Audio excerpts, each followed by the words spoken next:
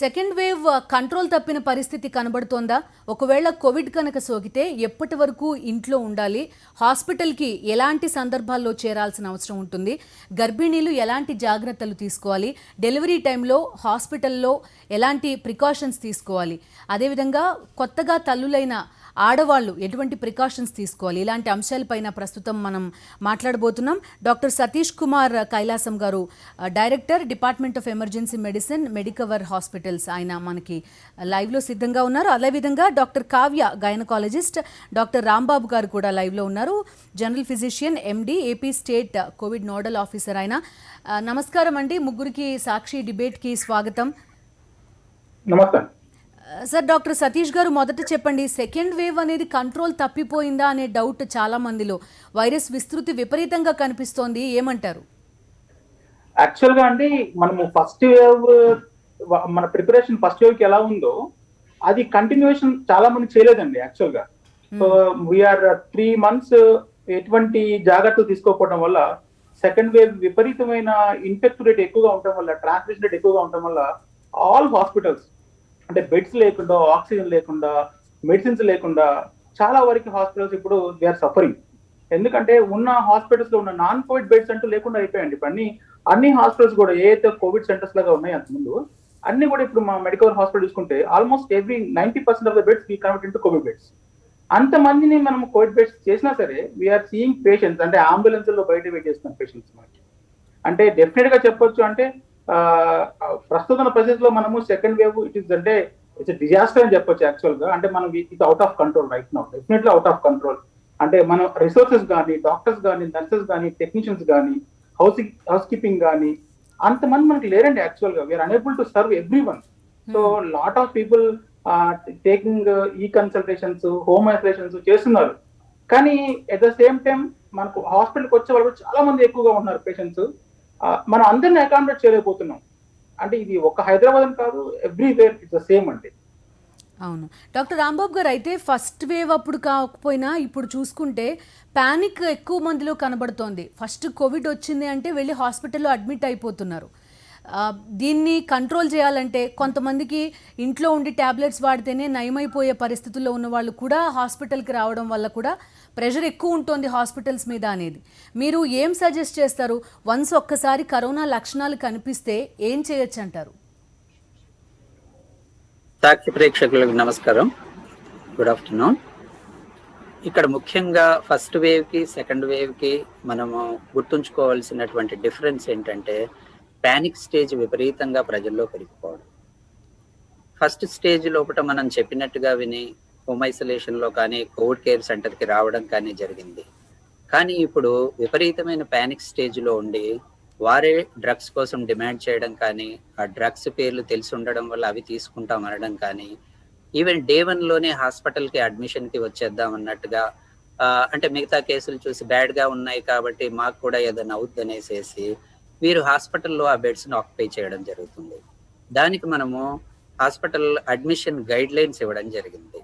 Hospital admission guide lines ఏంటంటే, RTPCR పాజిటివ్గా ఉండి, శ్వాసకోశ ఇబ్బందితో ఉండి, రెస్పిరేటరీ రేటు 30 పైన ఉండి, మిగతా సిమ్టమ్స్ అనగా ఎక్కువగా ఇబ్బంది పడడం కానీ, లేదా అన్కంట్రోల్డ్ కోమార్బిడిటీస్ అంటే బీపీ, షుగరు ఇటువంటివి కంట్రోల్లో లేకుండా ఉండి, లేదా ఇతర కోమార్బిడిటీస్ అనగా మ్యాలిగ్నెన్సీ కానీ, ఇమ్యునోసప్రెసివ్ థెరపీస్లో ఉన్న పేషెంట్ అయి ఉండి, లేదా ఆర్టీపీసీఆర్ నెగటివ్ అయినా సరే సిమ్టమాటిక్గా ఉండి, అంటే ఎక్కువ ఆయాసపడుతూ కానీ, లేదా రెస్పిరేటరీ రేట్ ఎక్కువగా ఉండడం కానీ, పల్స్ ఆక్సిమీటర్లో శాచురేషన్ 94 కంటే తక్కువగా ఉండడం కానీ, లేదా హెచ్ఆర్సిటీ సిటీ స్కాన్ లోపల కొరాట్స్ 4 నుంచి 5 వరకు, అంటే కొరాట్స్ అనేది మీరు గమనించుకోవాల్సింది ఏంటనంటే, కొరాట్స్ అనేది ఓన్లీ ప్రాబబిలిటీ మాత్రమే, అంటే సస్పీషియస్ ఆఫ్ కోవిడ్ని చెప్పుద్ది.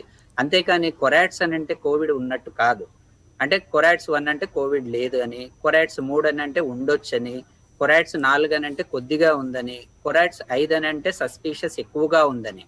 అంటే దాన్ని ప్రకారం చూసుకున్నప్పుడు కొరాట్స్ 4 నుంచి 5 ఉన్నప్పుడు, లేదా సిటీ సివియరిటీ ఇండెక్స్ అంటాం, అంటే మన లంగ్స్ లోపల లోబ్స్ ఎంత ఇన్వాల్వ్ అయి ఉన్నాయి అన్నది మోర్ దెన్ 8/25 అంటే 25 ఏరియాస్ ఆఫ్ లంగ్స్ లో ఉన్నప్పుడు మోర్ దెన్ 8 ప్లేసెస్ లోపల ఇన్వాల్వ్ అయి ఉండి కొరాట్స్ స్కోర్ మోర్ దెన్ 4/5 ఉండి ఆర్టీపీసీఆర్ నెగటివ్ అయి ఉండి పేషెంట్ సిమ్టమాటిక్ గా ఉన్నప్పుడు అని అంటే నేను చెప్పిన లక్షణాలు కలిగి ఉన్నప్పుడు కూడా హాస్పిటల్ లోపల అడ్మిషన్ తీసుకోవడం జరుగుతుంది. అది కూడా ఆరోగ్యశ్రీ కేసు లోపల రావడం జరుగుతుంది. వారు దాంట్లో కూడా క్లెయిమ్ చేసుకోవచ్చు. సో కాబట్టి హోమ్ ఐసోలేషన్ అన్నప్పుడు ఎసిమ్టమాటిక్ కానివ్వండి, మైల్డ్ సిమ్టమ్స్ అనగా జ్వరం కానీ, దగ్గు కానీ, జలుబు కానీ, బాడీ పెయిన్స్ కానీ ఉన్నటువంటి వారు సాచురేషన్ పల్సాక్సిమీటర్ లోపల మోర్ దెన్ 94-95 ఉన్న వాళ్ళు ఎట్టి పరిస్థితుల్లో లోపల హాస్పిటల్స్ కానీ కోవిడ్ కేర్ సెంటర్స్ కానీ రాకూడదు. మీరు ఇంకొకటి మనం గుర్తుపెట్టుకోవాల్సింది, ఇంతకు ముందు హోమ్ ఐసోలేషన్ లోపల ఇంట్లో ఒక 5గురు ఉన్నప్పుడు ఒక పేషెంట్ కి పాజిటివ్ వచ్చేది, ఇద్దరికి పాజిటివ్ వచ్చేది. ఇప్పుడు కేర్లెస్ బిహేవియర్ వల్ల ఇల్లు మొత్తం పాజిటివ్ రావడం జరుగుతుంది. లేదా సరైన జాగ్రత్తలు తీసుకోకపోవడము, మన పక్కింటి వారికి వాళ్ళకి తగ్గిపోయింది కాబట్టి మాకు తగ్గిపోద్ది అనుకోవడము, లేదా కొత్త రకమైనటువంటి మ్యుటేషన్స్ వచ్చి తీవ్రమైనటువంటి స్ప్రెడ్డింగ్ కావడము. సో హోమ్ లో ఉన్నటువంటి అందరికీ స్ప్రెడ్డింగ్ అవడం జరుగుతుంది. ఒకసారి అందరికీ స్ప్రెడ్డింగ్ అయిన తర్వాత మీరందరూ రావాల్సిన అవసరం లేదు. ఎందుకంటే అందరూ పాజిటివ్ అయి ఉన్నారు కాబట్టి హోమ్ ఐసోలేషన్ లో మీరు అందరూ ఉండొచ్చు. సో కోవిడ్ కేర్ సెంటర్స్ కూడా మీరు ఇబ్బంది పెట్టకూడదు. ఎందుకనంటే ప్రస్తుతం ఉన్నటువంటి సర్జ్ లో మనము కోవిడ్ కేర్ సెంటర్స్ ను కూడా స్టాప్ గ్యాప్ లోపల హాస్పిటల్స్ కి వచ్చే ముందుగా ట్రీట్ చేయాల్సిన అవసరం వస్తుంది మనకి కొద్ది రోజుల్లో. ఎందుకనంటే ఇప్పుడు హాస్పిటల్ గేట్ బయట 500 బెడ్లు ఉన్న హాస్పిటల్ ఫుల్ అయిన తర్వాత హాస్పిటల్ తీసుకోదు. సో అప్పుడు పేషెంట్ ఎక్కడికి వెళ్లాల్సి ఉంటుంది. సో కాబట్టి కోవిడ్ కేర్ సెంటర్స్ మనము స్టాప్ గ్యాప్ లోపల అంటే ఐదర్ ఆక్సిజన్ సిలిండర్స్ పెట్టు, ఆక్సిజన్ కాన్సన్ట్రేటర్స్ పెట్టు, ఏదో రకంగా మేనేజ్ చేయాల్సిన అవసరం రావచ్చు ఒకవేళ సర్జ్ పెరిగితే. సో కాబట్టి హోమ్ ఐసోలేషన్ మీరు పూర్తిగా వినియోగించుకోండి. మీరు 5 నుంచి 7వ రోజు వరకు కొద్దిగా సిమ్టమ్స్ ఇంకా తగ్గకపోయినా 7 నుంచి 11వ రోజు మనకి ముఖ్యమైనటువంటి సైటోకైన్ స్టామ్ వచ్చే అవకాశం ఉంది కాబట్టి అప్పటికే మీ జబ్బు తగ్గకపోయినా మీ టెస్ట్ల లోపల ఇన్ఫ్లమేటరీ మార్కర్స్ ఏమన్నా పెరిగినా, ఆక్సిజన్ సాచురేషన్ తగ్గినా అప్పుడు మాత్రమే హాస్పిటల్కి రావాల్సి ఉంటుంది. ప్యానిక్ అవ్వకూడదు. ఓన్లీ ప్యానిక్ అయిపోయేసేసి ఇప్పుడు ఈవెన్ ఈ రోజు కూడా మార్నింగ్ నాకు phone, I got RTPCR positive, ఏ హాస్పిటల్కి వెళ్ళి జాయిన్ అవ్వాలి, నాకు కంగారుగా ఉంది. సో మీరు జాయిన్ అవ్వాల్సిన అవసరం లేదండి. Admission, there is no need of admission. So మనకు ఎంతో మందిగా మీకు అందరికీ తెలుసు, ఇప్పుడు మనకి యాక్టివ్ కేసెస్ మనకి 90,000 ఉన్నాయి. 90,000 లోపల 80% పైన మనకి హోమ్ ఐసోలేషన్ లోనే ఉండేటి asymptomatic are mild cases only. మిగతా 20% లోపల ఓన్లీ 15% వరకే మైల్డ్ కేసెస్ మోడరేట్ కి వస్తాయి. కొంచెం ఆక్సిజన్ రిక్వైర్మెంట్ అవసరం ఉంటుంది. దయచేసి మీరు మీ ఇన్ఫ్లుయెన్స్ తో కానివ్వండి లేదా కంగారులో కానివ్వండి హాస్పిటల్ బెడ్ ని మీరు ఒక్కసారి ఆక్యుపై చేస్తే 10 రోజుల నుంచి 14 రోజుల వరకు మీరు డిశ్చార్జ్ కాకుండా ఉంటే నిజంగా అవసరమైనటువంటి పేషెంట్ కి, ఆక్సిజన్ రిక్వైర్మెంట్ ఉన్న పేషెంట్ కి బెడ్ దొరక్క చాలా ఇబ్బందిగా అవుతుంది. సో దయచేసి దీన్ని అర్థం చేసుకోండి. ఇది అన్ని ఫ్లూల్ లాగానే ఉంటుంది. మనం ఫస్ట్ వేవ్ చూసాము, ఎంతో మందికి తగ్గిపోయింది. కంగారు పడవద్దు మీరు. కొంచెం ర్యాంపెంట్ స్ప్రెడ్ ఉండడం వల్ల ఇంట్లో అందరికి రావడం కావచ్చు, లేదా పానిక్ సిచ్యువేషన్ క్రియేట్ అవడం కావచ్చు, కొన్ని మీడియా మాధ్యమాల ద్వారా విపరీతమైన పోకడల వల్ల చెప్పడం కావచ్చు. సో దీని వల్ల కొంచెం పానిక్ సిచ్యువేషన్ క్రియేట్ అయింది. దాన్ని నివృత్తి చేయడానికే నేను చెప్తున్నాను. So please don't occupy the beds. దయచేసి బెడ్స్ ఆక్యుపై చేయొద్దండి. మీకు ఆక్సిజన్ సాచురేషన్ నార్మల్ గా ఉన్నంత వరకు మీకు ఎటువంటి అపాయం జరగదు. సో కాబట్టి మీరు హోమ్ ఐసోలేషన్ లో ఉండండి. మీకు కోవిడ్ కేర్ సెంటర్స్ దాదాపుగా 26,000 పైన బెడ్లు రెడీ చేశాము. మన హాస్పిటల్స్ లో కూడా 26,000 పైన బెడ్లు ఉన్నాయి. మనకి 3,500 పైచీలకు ఐసీయూ బెడ్స్ ఉన్నాయి మనకి. సో వీటిని మీరు అంటే వాట్ డాక్టర్ సేడ్, సో ఇప్పటికి అన్ని హాస్పిటల్స్ ఫుల్ అయిపోతున్నాయి. Yes, it is right. ఎందుకనంటే పానిక్ స్టేజ్ లో వచ్చే పేషెంట్స్ వల్ల ఎక్కువ ఫుల్ అయిపోవడం వల్ల పేషెంట్ లోపల కొంచెం లంగ్ కన్సల్టేషన్ కానీ ఏదైనా చేంజెస్ ఉన్నప్పుడు మనం ధైర్యం చేసి అతన్ని డిశ్చార్జ్ చేయలేము. ఎందుకనంటే ఉంచుకోవాల్సి వస్తుంది. అలాగే కొంచెం ఆక్సిజన్ సపోర్ట్ ఉన్నా సరే తన్ని డిశ్చార్జ్ చేయడానికి అవదు. సో పానిక్ సిచ్యువేషన్ లోపల తనకు ఆక్సిజన్ రిక్వైర్మెంట్ ఒకసారి 92 పడిపోయినా ఇంకా భయపడిపోతూ ఆ భయంతో ఇంకా తక్కువగా ఒకసారి కనిపించినా సరే పేషెంట్ డిశ్చార్జ్ అవడానికి ఇష్టం చూపించాడు. అందుకే గైడ్ లైన్స్ లోపల మార్పుల్లో కూడా మనం చూసేది ఏంటనంటే, ఒకవేళ ఆక్సిజన్ రిక్వైర్మెంట్ కొంచెం తగ్గితే స్టాప్ గ్యాప్ లోపల మనం వేరే కోవిడ్ కేర్ సెంటర్ కానీ ఎక్కడికైనా మధ్య మార్గంగా మార్చుకోవడం కానీ, లేదా ఫస్టే కోవిడ్ కేర్ సెంటర్ లోపల పెట్టాల్సి వచ్చి హాస్పిటల్ కి పంపించాల్సి రాకపోవడం పరిస్థితి కూడా రావచ్చు. సో కాబట్టి రాంబాబు గారు, అయితే మీరు చెప్పేది జాగ్రత్తతో పాటు బాధ్యతగా కూడా ఉండాలి. మన పట్ల మనం జాగ్రత్తగా ఎట్లా ఉంటామో మన సొసైటీ పట్ల బాధ్యత కూడా అంతే అవసరం. మనం ఆక్యుపై చేస్తే వేరే ప్రాణం రిస్క్లో ఉంది అనేది గుర్తుపెట్టుకోవాలని చెప్తారు ఫైనల్లీ. అలాగే ముఖ్యంగా ఇంకోటి గుర్తుపెట్టుకోవాల్సింది ఏంటనంటే, రాష్ట్ర ప్రభుత్వం అనేక చర్యలు తీసుకుంటుంది. మీరు one stop centre is 104 call centre. దయచేసి మళ్ళీ ఆ టాపిక్ లో వద్దాం రాంబాబు గారు. ఒకసారి కావ్య గారితో కూడా మనం మాట్లాడదాం. కావ్య గారు చెప్పండి, కోవిడ్ తగ్గిన, జ్వరం కానీ ఇతరత్ర లక్షణాలు కానీ తగ్గిపోయినా చాలా మందిలో జలుబు దగ్గు అనేది అంత ఈజీగా తగ్గట్లేదు. ఓ 15 రోజులు పోయినా కూడా ఈ లక్షణాలు కంటిన్యూస్గా కనబడుతున్నాయి. వాళ్ళ పరిస్థితి ఏంటి? వాళ్ళు ఇంకా జాగ్రత్తలు తీసుకోవాలా? ఎలాంటి రెమెడీస్ తోటి వాళ్ళు దాని నుంచి బయటపడొచ్చు?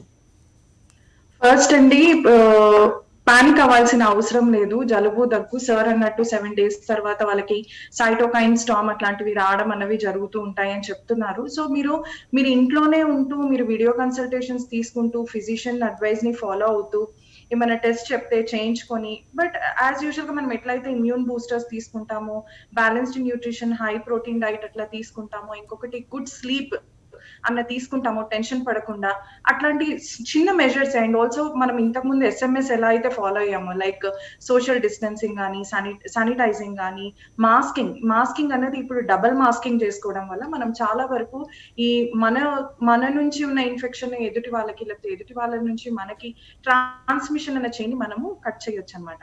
సో కొత్తగా ఏం లేదండి, జస్ట్ మనం రెగ్యులర్ గా తీసుకునేవి. అట్లానే micro nutrient supply, like multivitamins కానీ, జింక్ కానీ, వైటమిన్ సి, వైటమిన్ డి ఇలాంటివి తీసుకుంటూ హై ప్రోటీన్ డైట్ తీసుకొని గుడ్ స్లీప్ కనుక ఉంటే డెఫినెట్ గా మనం దీన్ని మే నాట్ బి ఇమీడియట్ గా అట్లీస్ట్ ఒక 5 to 10 days, 10 to 15 days లో ఉన్న మనం ఈ సింటమ్స్ నుంచి మనము విముక్తి అన్నది తెచ్చుకోవచ్చు అనమాట. సో అంత పానిక్ అవ్వాల్సిన అవసరం ఏం లేదండి. రైట్ అండి. డాక్టర్ సతీష్ గారు, అయితే ఎంతకాలం ఇంట్లో ఉండాల్సి వస్తుంది? వన్స్ కోవిడ్ వచ్చి ట్రీట్మెంట్ అంతా కంప్లీట్ అయ్యి తిరిగి నార్మల్ లైఫ్ స్టైల్లోకి రావడానికి హోమ్ ఐసోలేషన్ లో ఎంతకాలం ఉండాలి ఒక పేషెంట్ ఈ కొత్త వేవ్ లో? 15-20 days తర్వాత రిపీట్ RT-PCR చేయించుకోండి. అది నెగటివ్ వచ్చాక మనము once it is proven negative, మనము హోమ్ ఐసోలేషన్ అన్నది మనము ఆపేసుకోవచ్చు. సతీష్ గారు, మీరేమంటారు? ఇప్పుడు చాలా మందికి అసలు RT-PCR అనేది ఈ ఇన్ఫెక్షన్ కూడా కొన్ని కేసెస్ లో డిటెక్ట్ చేయడం లేదు. అవునండి, RT-PCR అంటే మనకి సిమ్టమ్స్ అయితే ఉంటాయి, అంటే కోల్డ్, ఫీవర్, బాడీ ఏక్స్ కానీ, లేకపోతే మనకి కంజంక్టివైటిస్ కానీ, కొంతమందికి ఇప్పుడు కొత్త స్ట్రెయిన్ మనకి లూజ్ మోషన్స్ కూడా వస్తున్నాయి యాక్చువల్ గా. అంటే RT-PCR అన్ని వేళ పాజిటివ్ వచ్చే అవకాశం లేదు. కొన్ని మనకి ఫాల్స్ నెగిటివ్ RT-PCR వస్తున్నాయి. కానీ సిమ్టమ్స్ ఉన్నప్పుడు కంపల్సరిగా వాళ్ళు ఐసోలేషన్ చేసుకొని అట్లీస్ట్ 3 to 5 days మనకి తర్వాత మరోసారి టెస్ట్ చేసుకొని RT-PCR టెస్ట్ చేసుకోవాలి. అట్లీస్ట్ 14 days అండి. యాక్చువల్గా ఐసోలేషన్ అనేది 14 days కంపల్సరీగా ఉండాల్సి వస్తుంది. కానీ 7 days తర్వాత ఒకవేళ వాళ్ళకి 24 hours లో వాళ్ళు అసిమ్టమాటిక్, అంటే వాళ్ళు ఏం టాబ్లెట్స్ లేకుండా, వాళ్ళకి సిమ్టమ్స్ ఏం లేకుండా ఉంటే మళ్ళీ RT-PCR టెస్ట్ చేసుకొని ఫస్ట్ పాజిటివ్ వచ్చిన తర్వాత నెగిటివ్ వస్తే మాత్రం వాళ్ళు కొంచెం ఐసోలేషన్ బ్రేక్ చేయొచ్చు. కానీ ఏ కొంచెం సిమ్టమ్స్ ఉన్నా సరే 24 hours గ్యాప్ లో మనకి ఒక 1 week తర్వాత 24 hours అసిమ్టమాటిక్ గా ఉంటే అప్పుడు వాళ్ళు RT-PCR టెస్ట్ చేసుకొని నెగిటివ్ గా ఉంటే మాత్రం వాళ్ళు బయటికి రావచ్చు. లేదంటే మాత్రం 14 days క్వారంటైన్ లో కంపల్సరీగా ఉండాల్సింది. డాక్టర్ సతీష్ గారు, ఇప్పుడు ఈ ఎమర్జెన్సీ క్రిటికల్ కేర్కి వీటికి ఏ లక్షణాలతో ఎక్కువ మంది మీ దగ్గరకు వస్తున్న పరిస్థితి ఉంది? ఇప్పుడు చాలామంది, ఇప్పుడు డాక్టర్ రాంబాబు గారు చెప్పినట్టు చిన్న లక్షణాలు ఉంటేనే ప్యానిక్ సిచ్యువేషన్ తోటి హాస్పిటల్లో అడ్మిట్ అయిపోతున్నారు. అసలు అవసరమైన వాళ్ళకి బెడ్లు దొరకట్లేదు.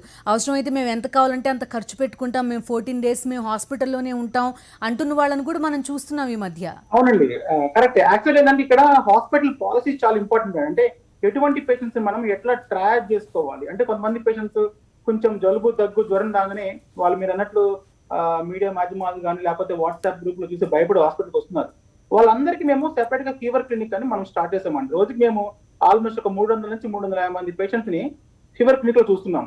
కానీ ఎమర్జెన్సీకి వచ్చే పేషెంట్స్ ఏంటంటే already most of the patients అంటే వాళ్ళు హోటల్ రూమ్ లో ఉన్న వాళ్ళు కానీ, హోమ్ ఐసోలేషన్ ఉన్నా కానీ, వేరే నర్సింగ్ హోమ్స్ నుంచి కానీ, వేరే హాస్పిటల్స్ నుంచి కానీ ఆల్రెడీ ట్రీట్మెంట్ స్టార్ట్ చేసి కొంచెం శ్వాసలో ఇబ్బంది కావడం కానీ, saturations less than 95, less than 90 రావడం కానీ, ఈ మధ్యన చాలా విపరీతంగా you are seeing young patients also అంటే less than 40 years పేషెంట్స్ కూడా చాలా మంది చూస్తున్నాం. అంటే మనం ఫస్ట్ వేవ్ లో యంగ్ పేషెంట్స్ ని ఇంత సిక్ పేషెంట్ మేము చూడలేదండి. బట్ ఈ సెకండ్ వేవ్ లో మాత్రం మా ఎమర్జెన్సీ డిపార్ట్మెంట్ కి మెడికల్ హాస్పిటల్ లో మాత్రం మేము 30 to 45 ఏజ్ ఉన్న దాంట్లో శ్వాస తీసుకోవడం ఇబ్బందితో రావటము, విపరీతమైన బాడీ ఎక్స్, టెంపరేచర్ హై అంటే అన్కంట్రోల్డ్ టెంపరేచర్స్ తో రావటము, అంటే లంగ్ ఆల్మోస్ట్ ఒక 30 to 40% డ్యామేజ్ అయ్యి రావటము, ఇట్లాంటి పేషెంట్ మేము చాలా చూస్తున్నాము. అందరికీ కూడా హై ఫ్లో ఆక్సిజన్ అవసరం వస్తుంది, వెంటిలేటర్స్ అవసరం వస్తున్నాయి, హెచ్ఎఫ్ఎన్సీ అంటే హెచ్ఎఫ్ఎన్సీ ద్వారా ఆక్సిజన్ ఇవ్వాల్సి వస్తుంది. అంటే ఈ అంటే ఏజ్ గ్రూప్ అనేది కొంచెం యంగర్ జనరేషన్ కూడా, యంగర్ పీపుల్ కూడా సిక్ పేషెంట్స్ మేము మన ఎమర్జెన్సీ డిపార్ట్మెంట్ చూస్తున్నాము. ఇక్కడ ఏంటంటే హాస్పిటల్స్ ప్రాపర్ పాలసీ పెట్టుకొని అంటే ఏ లక్షణాలు ఉన్న వాళ్ళని మనము అవుట్ పేషెంట్ గా చూడొచ్చు, ఏ లక్షణాలు ఉన్న వాళ్ళని మనం ఇన్ పేషెంట్ గా చేసుకోవాలి. ఆ పాలసీ స్ట్రిక్ట్ గా ఫాలో అయితే మాత్రం అంటే we can allot eligible patients ని అంటే ఎవరైతే అవసరం ఉందో బెడ్ కి వాళ్ళని మనము అడ్మిట్ చేసుకోగలం. రైట్ అండి. సో మనం ఎంత ఎఫర్ట్ చేయగలుగుతాము అనే మీదే కాన్సన్ట్రేట్ చేయకుండా వాళ్ళ అవసరం ఎంతవరకు ఉన్నది అని హాస్పిటల్స్ ఖచ్చితంగా ఫాలో అవ్వాల్సిన అవసరం ఉంది. వాళ్ళు ఎఫర్ట్ చేయగలిగినా కూడా. అంతే కదా డాక్టర్ గారు? ప్రస్తుతం సెకండ్ వేవ్ కంట్రోల్ తప్పిందా అనే అంశం మీద మాట్లాడుతున్నాం. ఎలాంటి లక్షణాలు ఉంటే హాస్పిటల్లో జాయిన్ అవ్వాలి, హోమ్ ఐసోలేషన్ ట్రీట్మెంట్ ఎవరికి సరిపోతుంది, అంశాల గురించి మాట్లాడుతున్నాం. అయితే పెద్ద సంఖ్యలో డెలివరీకి సిద్ధంగా ఉన్న మహిళల్లో కూడా కొంత ఆందోళన నెలకొన్న పరిస్థితి మనం కనబడుతుంది. ఒకసారి వాళ్ళ గురించి మాట్లాడదాం. డాక్టర్ కావ్య గారు, ఇప్పుడు డెలివరీ కోసం చాలామంది హాస్పిటల్కి చేరుతూ ఉంటారు. వాళ్ళు ఎటువంటి ప్రికాషన్స్ తీసుకోవాలి? ఇప్పుడు కరోనా వార్డ్స్ ఎక్కువగా ఉన్నాయి, కోవిడ్ పేషెంట్స్ ఎక్కువగా ఉన్నారు. ఎలా వాళ్ళకి ఏం చెప్తారు ఇలాంటి టైంలో?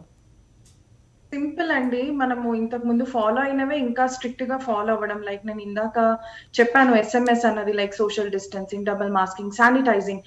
అంతేకాకుండా ఇప్పుడు మన చిన్న చిన్న ఫంక్షన్స్ లైక్ శ్రీమంతం అంటారు, లేకపోతే పురుడు ఫంక్షన్స్ అంటారు, ఇట్లాంటివి ఇప్పుడు కొంచెం రిలాక్స్ అయ్యాం కదా మధ్యలో ఆఫ్టర్ ఫస్ట్ వేవ్. ఇప్పుడు ఆ రిలాక్సేషన్ నుంచి మనం ఇంకా బయటపడాలి, మళ్ళీ మనని మనం సెక్యూర్ చేసుకోవాలి. ఎందుకంటే situation is getting really worse. So ఇలాంటి సోషల్ గ్యాదరింగ్స్ కానీ, ఇంటికి విజిటర్స్ ని కానీ మనము చాలా వరకు అవాయిడ్ చేసుకోవాలి. ఇంకొకటి మన ఆన్లైన్ ఫుడ్ డెలివరీస్ అట్లాంటివి చాలా వరకు అవాయిడ్ చేసుకొని, ముందైతే మనం ఎంత మెటిక్యులస్ గా మనం ప్రాక్టీస్ చేసాము అన్ని శానిటైజేషన్ పద్ధతులన్నీ అలాగే ఫాలో అవుతూ ఇప్పుడు ప్రతి ఒక్క గర్భిణీ స్త్రీ వ్యాక్సినేషన్ తీసుకోవాలి అన్నవి మనకి RCOG కానీ, CDC కానీ, లేకపోతే ఫిగో గైడ్ లైన్స్ కానీ మనకు వచ్చాయి. కాకపోతే ఏంటి అంటే మనకి ఇండియాలో అది అమలు ఇంకా చెయ్యలేదు. బట్ మనము ఇతర కంట్రీస్ లో చూస్తున్నాము, దాని సేఫ్టీ బాగానే ఉంది. ఎందుకంటే ప్రెగ్నెన్సీ అనేది హై రిస్క్ కింద వస్తుంది అనమాట. Pregnancy not just getting pregnant, but కానీ ప్రెగ్నెన్సీలో మనకు ఉండే కోమార్బిడిటీస్ లైక్ అనీమియా కానీ, లేకపోతే pregnancy itself is a prothrombotic phase, అది కానీ, లేకపోతే PIH అంటే బీపీ డ్యూరింగ్ ప్రెగ్నెన్సీ కానీ. ఇంకోటి మామూలుగానే ఇమ్యూనిటీ మన ఇండియాలో కొంచెం చాలా వరకు తక్కువగా ఉంటుంది. సో ప్రెగ్నెన్సీలో అది ఇంకా డ్రాప్ అవుతుంది, హైపోప్రోటీనియా ఉంటుంది. ఇంకోటి గెస్టేషనల్ డయాబెటీస్ అని ఉంటుంది. సో దీని అన్నిటి వల్ల ఏమవుతుందంటే గర్భిణీ స్త్రీలకి ఇమ్యూనిటీ అన్నది తగ్గి ప్రోథ్రాంబోటిక్ ఫేజ్ కాబట్టి వాళ్ళకి కోవిడ్ ఇన్ఫెక్షన్ వస్తే థ్రాంబోసిస్ అనేది ఇంకా అగ్రవేట్ అయ్యే ఛాన్సెస్ ఉంటుంది అనమాట. సో ఇంత హై రిస్క్ వాళ్ళు ఉన్నారు కాబట్టి వాళ్ళకి వ్యాక్సినేషన్ అన్నది ఎంతవరకు కరెక్ట్ అని మన డిఫరెంట్ కంట్రీస్ లో వాళ్ళు స్టడీస్ చేసి they have recommended vaccination for pregnant women also అండి. సో మనం కూడా ఇండియాలో టైం అన్నది అంటే first trimester, second trimester, third trimester అన్నది చూసుకోకుండా మనము వ్యాక్సినేషన్ అన్నది ఇవ్వాలి అన్నది నా అభిప్రాయం అండి. బికాజ్ మనము ఫ్రమ్ ద పాస్ట్ 1 year నుంచి చూస్తున్నాము, కోవిడ్ వచ్చినా like let it be first trimester, second trimester, third trimester లో ఎప్పుడు వచ్చినా కూడా పిల్లల్లో ఎటువంటి అవయవ లోపాలు అయితే మనం చూడలేదు. ఒకవేళ నియోనేట్ కి కోవిడ్ వచ్చినా కూడా మంచి ప్రోగ్నోసిస్ తోనే బయటపడుతున్నారు. ఎందుకంటే ఆల్రెడీ మదర్ నుంచి ఎంతో కొంత మనకి పాసివ్ ఇమ్యూనిటీ అన్నది వస్తుంది. ట్రాన్స్ప్లసెంటల్ ట్రాన్స్ఫర్ యాంటీబాడీస్ కూడా మనము చూసుకున్నాము. అంతేకాకుండా బ్రెస్ట్ మిల్క్ లో కూడా వాళ్ళకి పాసివ్ ఇమ్యూనిటీ వెళ్తుంది. కాబట్టి మనకి వ్యాక్సినేషన్ అనేది ప్రెగ్నెంట్ ఉమెన్ కి ఎటువంటి కాంట్రా ఇండికేషన్ కాదండి. కాకపోతే ఏంటంటే మనం ప్రెగ్నెన్సీలో Tdap వ్యాక్సిన్ కూడా తీసుకుంటాం కాబట్టి CDC గైడ్ లైన్స్ ప్రకారం ఏంటంటే దీనికి దానికి అట్లీస్ట్ 14 days గ్యాప్ అన్నది ఉండాలి. ఆ 2 వ్యాక్సిన్స్ కలిపి ఇవ్వకూడదు. బికాజ్ టీడాప్ లో కూడా మనకి కొంచెం ఇన్‌ఫ్లుయెన్జా కవర్ అవుతుంది. ఇంకొకటి మనకి ఇది కూడా సార్ట్ ఆఫ్ ఫ్లూ ఇన్ఫెక్షనే కాబట్టి ఇది కూడా తీసుకుంటే మనకి బెనిఫిట్ ఎక్కువ. సో వ్యాక్సినేషన్స్ లో మనకి ఎటువంటి అడ్డంకు అయితే లేదు. సో అలానే పోషకాహారం ఎలా అయితే తీసుకుంటున్నారో ఇంకా ప్రోటీన్ సప్లిమెంట్స్ ఎక్కువ తీసుకొని మంచి ఐసోలేషన్ చక్కగా గనుక ఫాలో అవుతే చాలా మందికి అంటే because it is not just getting infected. ఇప్పుడు ఏంటంటే రిసోర్సెస్ కూడా మనకు చాలా తక్కువ ఉన్నాయి, బెడ్స్ చాలా తక్కువ ఉన్నాయి. ఇప్పుడు గర్భిణీ స్త్రీలకి గవర్నమెంట్ కూడా ఏంటంటే ఇప్పుడు కోవిడ్ కనుక వాళ్ళకి సోకితే వాళ్ళకి సపరేట్ గా ఒక బ్లాక్ అన్నది అలాట్ చేసుకోవాలి. Separate systems, so much of raw material is used. వాళ్ళకి డ్రేప్స్ కానీ మళ్ళీ మెడిసిన్స్ కానీ ఏదైనా కూడా. సో ఇంత మనం ఇనీషియల్ గానే మనము ఈ స్టెప్ ని మనం కంట్రోల్ చేయొచ్చు following strict precautions like strict isolation precautions కానీ, గుడ్ శానిటైజేషన్ కానీ, డబుల్ మాస్కింగ్ కానీ, గుడ్ న్యూట్రిషన్, గుడ్ స్లీప్. దీంతోనే మనం చాలా వరకు అవాయిడ్ చేసుకోవచ్చు అన్నమాట. సో ఇలాంటివి ఫాలో. ఇంకోటి గర్భిణీ స్త్రీలకి ట్రాన్స్పోర్ట్ అయినా, వ్యాక్సినేషన్ అయినా, లేకపోతే వాళ్ళకి డెలివరీ రిసోర్సెస్ కానీ, లేకపోతే వాళ్ళకి సపరేట్ బ్లాక్ అలాట్ చేయడం కానీ, గవర్నమెంట్ వీళ్ళు హై రిస్క్ కాబట్టి వీళ్ళకి special services, special vaccination services వీళ్ళని హై రిస్క్ గా తీసుకొని వీళ్ళకి కూడా ప్రయారిటీ ఇచ్చి వ్యాక్సినేషన్ సర్వీసెస్, స్క్రీనింగ్ సర్వీసెస్ ఎక్కువగా ఇస్తే మనం చాలా వరకు మన రిసోర్సెస్ ని కూడా కాపాడుకోవచ్చు అన్నమాట. రైట్ అండి. డాక్టర్ రాంబాబు గారు, అయితే వ్యాక్సినేషన్ తీసుకున్న వాళ్ళలో ఇన్ఫెక్షన్ వచ్చినా కూడా సీరియస్ కావడం లేదు అనేది కొంత అబ్జర్వేషన్స్. మీరు ఏమంటారు? ఇప్పుడు ఈ సెకండ్ వేవ్లో చూస్తున్న పేషెంట్స్లో వ్యాక్సినేషన్ తీసుకున్న వాళ్ళకి ఎంతవరకు ఈ ఇన్ఫెక్షన్ అనేది వస్తుంది, ఎలా ఫైట్ చేయగలుగుతున్నారు వాళ్ళు? వ్యాక్సినేషన్ మనం ఇప్పటి వరకు రాష్ట్ర ప్రభుత్వం 56 లక్షల పైచీలకు వ్యాక్సినేషన్స్ ఇవ్వడం జరిగింది ఆల్మోస్ట్. మనం ఇప్పుడు తీసుకున్నటువంటి డిసిషన్ వల్ల అంటే 3.5 కోట్ల మందికి మనం వ్యాక్సినేషన్ ఇవ్వాల్సి ఉంటుంది. అంటే హెల్త్ కేర్ వర్కర్స్ ఒక 5 లక్షల మంది, ఫ్రంట్ లైన్ వర్కర్స్ 8 లక్షల మంది, అలాగే 60 సంవత్సరాల పైచీలకు ఉన్నవారు 52 లక్షల మంది, 45 నుంచి 59 వయసులో ఉన్న వాళ్ళు దగ్గరగా 79 లక్షల మంది. మిగతా వారిని తీసుకుంటే 18 నుంచి 45 సంవత్సరాల్లో ఉన్న వాళ్ళు 2 కోట్ల మంది ఉన్నారు. సో మనం ఇప్పటి వరకు 56 లక్షల వరకు వ్యాక్సినేషన్ ఇవ్వడం జరిగింది. అలాగే మనము ఫస్ట్ సెకండ్ డోస్ వరకు తీసుకున్నప్పుడు కోవాక్సిన్ ఒక 1.25 lakhs మందికి ఇవ్వాలి, కోవిషీల్డ్ దగ్గరగా 3.4 లక్షల మందికి ఇవ్వాలి. ఇందువల్ల ముఖ్యంగా నేను తెలియజేసేది ఏంటంటే ప్రజలకి, కోవిషీల్డ్ కానీ కోవాక్సిన్ కానీ మీరు ఏ వ్యాక్సిన్ తీసుకున్నారో ఆ వ్యాక్సినే మళ్ళీ తీసుకోవాల్సి ఉంటుంది. సో దానికి పీరియడ్ కూడా మేము అది ఆల్రెడీ డిసైడ్ చేయడం జరిగింది. కోవిషీల్డ్ తీసుకున్న వాళ్ళు 1.5 నుంచి 2 నెలల మధ్యలో తీసుకోవచ్చు. కోవాక్సిన్ వాళ్ళు నెల నుంచి నెలన్నర మధ్యలో, అనగా దగ్గర 4 to 6 weeks మధ్యలో ఒకటి తీసుకోవచ్చు. సో కాబట్టి మీరు ఆ సెంటర్కి వెళ్ళినప్పుడు ఆ వ్యాక్సిన్ లేకపోతే కంగారు పడాల్సిన అవసరం లేదు. అది వచ్చే వరకు వెయిట్ చేయండి. మీకు ఆ పీరియడ్ కూడా ఎక్కువగా ఉంది. కోవాక్సిన్ కూడా 28 days నుంచి 4 to 6 weeks వరకు పెంచడం జరిగింది. కాబట్టి మీరు వెళ్ళిన రోజే వ్యాక్సిన్ లేదని ప్యానిక్ అవ్వాల్సిన అవసరం లేదు. ఇంకా మనం ఈ విషయానికి వస్తే, మనం వ్యాక్సిన్ ని ఎంత త్వరితగతిన వేయగలం అన్నది కూడా హానరబుల్ చీఫ్ మినిస్టర్ గారి ఆదేశాల మేరకు ఒక రోజులోనే 6 లక్షల పైచీలకు వ్యాక్సిన్స్ వేసి చూపించాం మనము. సో అందులో కూడా మనమే నెంబర్ 1 గా చేసి చూపించడం జరిగింది. అది కూడా ముఖ్యంగా మనకున్నటువంటి గొప్ప వాలంటరీ వ్యవస్థ వల్ల మనం ఈ ప్రక్రియను చేయగలిగాము. ఇంకా మీరు అడిగినటువంటి ప్రశ్న, వ్యాక్సిన్ యొక్క సైడ్ ఎఫెక్ట్స్ మనం తీసుకుంటే 0.04% అని, అంటే చాలా తక్కువ పర్సంటేజ్ ఆఫ్ వ్యాక్సిన్ యొక్క సైడ్ ఎఫెక్ట్స్ రావడం జరిగింది. చిన్న అలర్జీ లాగా కానివ్వండి, బాడీ పెయిన్స్ కానివ్వండి, 1 or 2 days ఫీవర్ కానివ్వండి. మనకు అయినటువంటి డెత్స్ కూడా సరైనటువంటి వ్యాక్సిన్ వల్లే జరిగింది అనేటువంటి ప్రూఫ్ కూడా ఏమీ గమనించడం జరగలేదు. పోస్ట్ మార్టం రిపోర్ట్స్ లో కూడా మనకి ఎటువంటి కంక్లూజన్ రాలేదు. సో కాబట్టి వ్యాక్సినేషన్ వల్ల వచ్చే సైడ్ ఎఫెక్ట్స్ అంతగా లేవు. కాబట్టి ఇప్పుడు మనం తీసుకుంటే ఏ వ్యాక్సినేషన్ సెంటర్ దగ్గర కూడా బారులు తీరిన జనం కనిపిస్తున్నారు మనకి. వెదర్ వ్యాక్సిన్ యొక్క ప్రభావం బాగా ఉంటుందనా, సెకండ్ వేవ్ ఉధృతంగా వస్తుందని భయంతో ఏ కారణం చేతనైనా ప్రీవియస్ 2 weeks బ్యాక్ ఉన్నటువంటి సిచ్యువేషన్ ఇప్పుడు లేదు. వ్యాక్సిన్ ని మనం ప్రొవైడ్ చేయలేని పరిస్థితుల్లో ఉన్నాం. ఇప్పుడు సెకండ్ వేవ్ వచ్చాక ఇప్పుడు మీ వన్స్ వ్యాక్సిన్ తీసుకున్న వాళ్ళలో ఏమన్నా ఇన్ఫెక్షన్స్ మళ్ళా రిపీట్ గా వస్తున్నాయా ఇంకొకసారి? ఒకవేళ వచ్చినా వాటిని ఫైట్ చేయగలిగిన కెపాసిటీ ఎలా ఉంటుంది డాక్టర్ గారు? యాక్చువల్లీ కోవిడ్ వ్యాక్సిన్ తోటి మీరు గమనించాల్సింది ఏంటనంటే, కోవాక్సిన్ అనేది ఒక డెడ్ వైరస్ ని అని అంటే మనం ఏం చేస్తామనంటే ఆ వ్యాక్సిన్ తయారు చేసేటప్పుడు ఇనాక్టివేటెడ్ వైరస్ చేస్తాం దాన్ని. అంటే ఒక కెమికల్ ప్రక్రియ ద్వారా దాన్ని చంపేసేసి దాన్ని ఇవ్వడం జరుగుతుంది. అలాగే కోవిషీల్డ్ వ్యాక్సిన్ తీసుకున్నప్పుడు దానిలో ఉన్నటువంటి జెనెటిక్ మెటీరియల్ ని మాత్రమే తీసుకునేసి కోవిషీల్డ్ తయారు చేయడం జరిగింది. సో కాబట్టి ఈ 2 వ్యాక్సిన్స్ ద్వారా కూడా కోవిడ్ పాజిటివ్ అనేది రావడం జరగదు. సో ఆర్టీపీసీఆర్ పాజిటివ్ అనేది వచ్చిందని అంటే మీరు అంతకుముందే పాజిటివ్ అయి ఉండడము, అంతకుముందే ఇన్ఫెక్షన్ కి గురై ఉండి ఇంక్యుబేషన్ పీరియడ్ లో ఉండడము, లేదా హెవీ క్రౌడ్స్ లో తిరగడము, ఇటువంటి ఏమన్నా రీజన్స్ వల్ల కోవిడ్ పాజిటివ్ అవుతారు తప్ప వ్యాక్సిన్ తీసుకోవడం వల్ల కోవిడ్ పాజిటివ్ అవడం జరగదు. ఇంకొకటి, వ్యాక్సిన్ తీసుకోగానే మనకి పూర్తి ఇమ్యూనిటీ వచ్చింది అనుకోవడం వల్ల కూడా వీరు తిరగడం వల్ల కూడా కోవిడ్ పాజిటివ్ అవుతున్నారు. అంటే మనం వ్యాక్సిన్ తీసుకున్న 42 రోజుల వరకు కూడా ఎటువంటి ఇమ్యూనిటీ రాదు అనేది ప్రజలందరూ గుర్తించుకోవాల్సి ఉంటుంది. ఈ మధ్య లోపల మేము చేసిన సర్వే వల్ల మా డాక్టర్స్ లో కానివ్వండి, పారామెడికల్ స్టాఫ్ లో కానివ్వండి, 40 అంటే సెకండ్ డోస్ తీసుకున్న 14 days తర్వాత చాలా మందికి టెస్ట్ చేయడం జరిగింది.